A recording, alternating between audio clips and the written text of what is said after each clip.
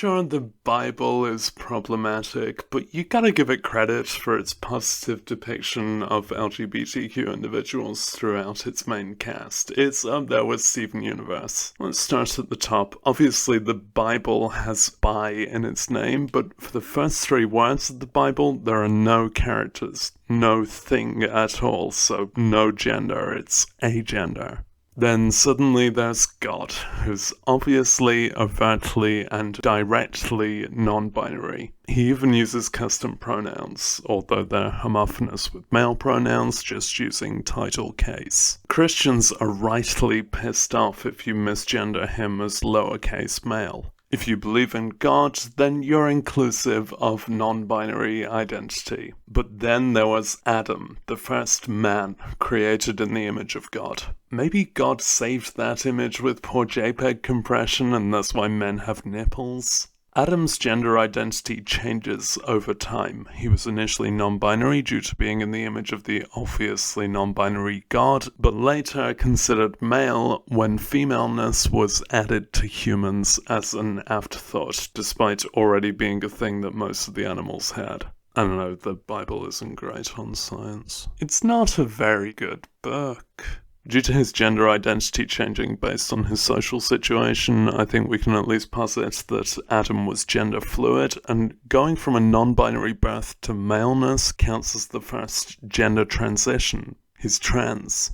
If Adam was only male after Eve was created, well, she was created via a surgical procedure on him, and that's what changed his gender. That's a gender reassignment surgery.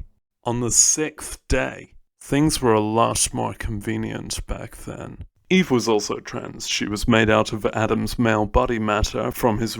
Look, I'm not here to dead name her as whichever bone she happened to be assigned at pluck. She was a beautiful trans woman. I know she's arguably problematic, but that doesn't invalidate her identity. On the subject of Eve's dead name, did you know it actually is Adam and Steve? Steve is not considered a dead name for Eve, ironically, as she got that name after her death when the Catholic Church gave her the posthumous title of Saint Eve. Steve. I think I'm the first person to make that joke. It's an original thing. The trans woman Eve seems to have given birth, kind of suggesting she had ovaries. Thing is, as transphobes will remind you way more than you need to be told, you can't change your chromosomes. Maybe she took so much estrogen from all the soy in Eden that she had an overdose. I don't really have a full answer for that, but neither does the Bible. What we do know is that Eve, and thereby the whole concept of a woman, was improvised by God as an adaptation, a transition of the man, the whole concept of whom was identical to a genderless being. Thereby, all men are agender and all women are transgender. Welcome to Pride. Who do we got to thank for Pride? Well, being a sin, it was unleashed by Eve. Thanks, Steve. In the next few generations after Adam and Eve, I'm not certain it's LGBT, and, I'm pretty sure they were incestuous. We'll skip forward a few begats. God himself, meanwhile, has extensive kinky interests. He is inherently dominant, although he's not very well read on consent. And he's a constant global voyeur.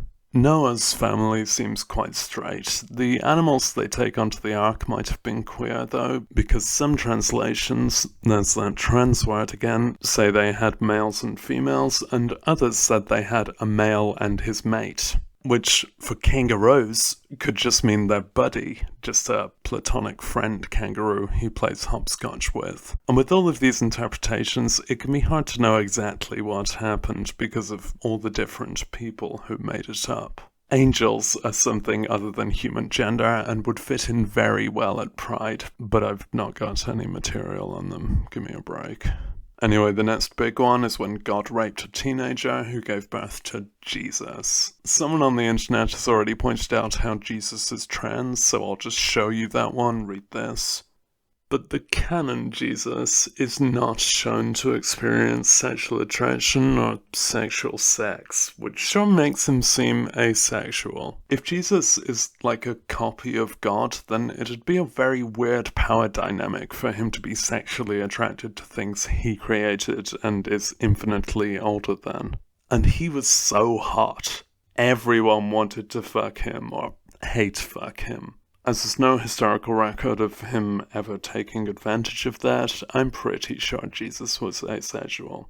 In this way, he's like a less talented version of me. So when you're asked to let Jesus in you, it's not like that. He's not that into you. He didn't get nailed until...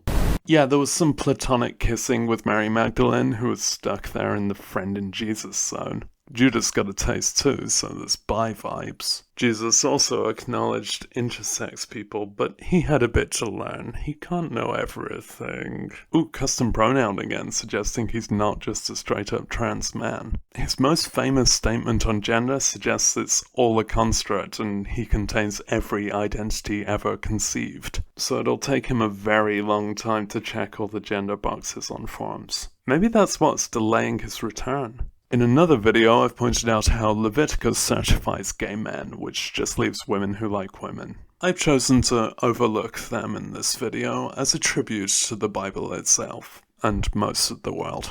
Still, 6 out of 7 letters ain't bad. They even have the plus. I've focused on Christianity because it's the sect of Judaism with which I'm most familiar, and it just seemed right in Pride Month to point out how compatible these are. Sadly, long after making the first rainbow flag, God no longer participates in modern Pride events since he stopped interacting with the world. He's wholly ghosted us.